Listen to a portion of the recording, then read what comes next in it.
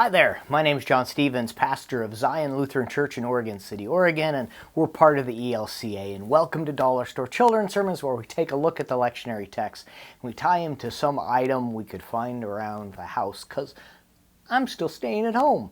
Getting a little bit out there, but right now Dollar Tree is on the lower end of my travels.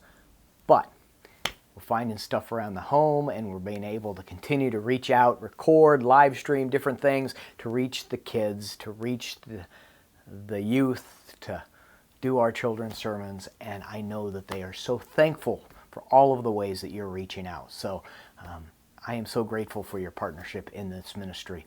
We're looking at the narrative lectionary, and we're looking at the Corinthians 15, 1 Corinthians 15. And boy, howdy, Paul is at it again, all kinds of different things interwoven, and I'm like, what? And I'm like, this is going to be fun to talk to the kids about. So what do?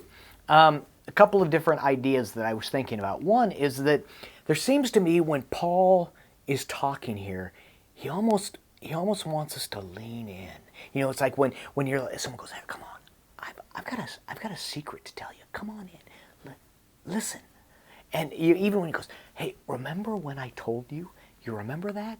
You remember the cross? You remember all of the things that I said were interwoven together? Come, remember that. Or, I've got a story to tell you. Here's a mystery. The end, death, it's not the end. And so I was thinking about maybe having a book. You could have a children's book. A while back, I used the monster at the end of the book to talk about Easter and about how at the end isn't the end, or at the end when we get there, it's like, wait a minute, this is joyous.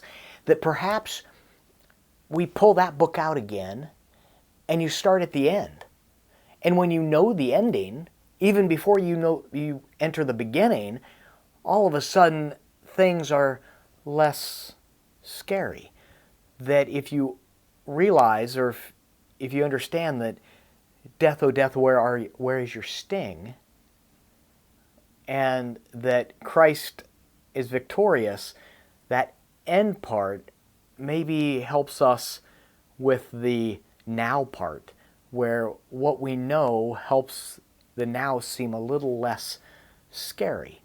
That's a possibility. The other thing I was thinking about is that if the end isn't the end, and death isn't the end, I was thinking about the strange things that things that don't have an end.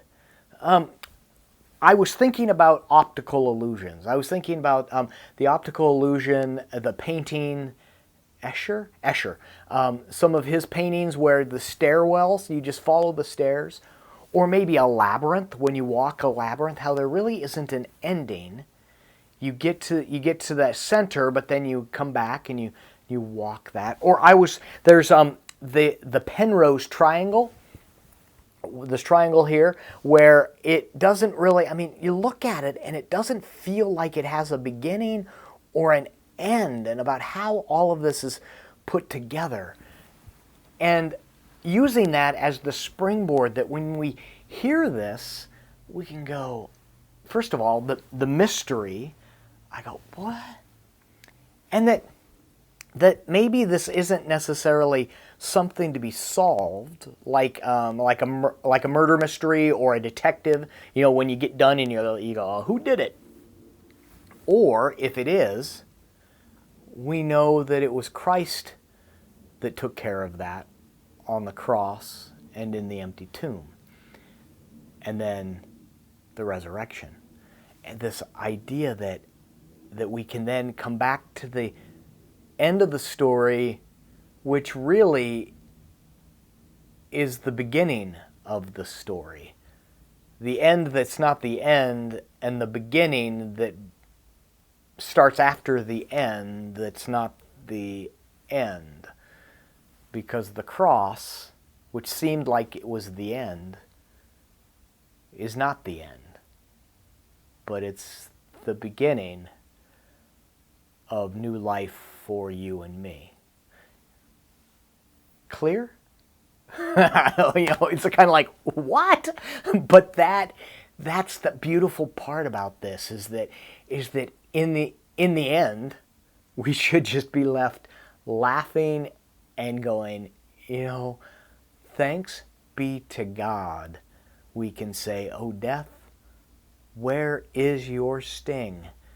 Because I know where my hope rests. All right, so I hope that can be in there. It can be a springboard for your own children's sermon. And know that I'm so thankful for what you're doing, and I know your congregations and your kids are.